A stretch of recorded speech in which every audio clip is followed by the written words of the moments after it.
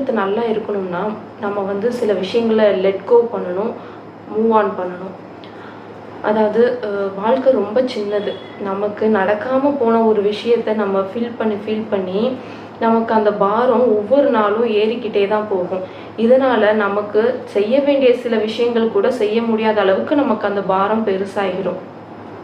நம்ம நிறைய பிளான் போட்டிருப்போம்.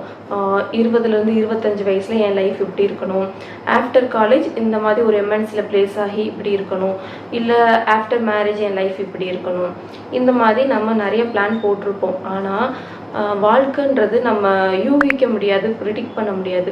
நம்ம ஒரு பிளான் போடும்போது அது ஒரு பிளானில் தான் கண்டிப்பாக நடக்கும். அது நம்ம கண்ட்ரோலில் இல்லை. ஸோ நம்ம கண்ட்ரோலில் இல்லாத சில விஷயங்களுக்கு நம்ம ஃபீல் பண்ணுறதை ஸ்டாப் பண்ணணும்.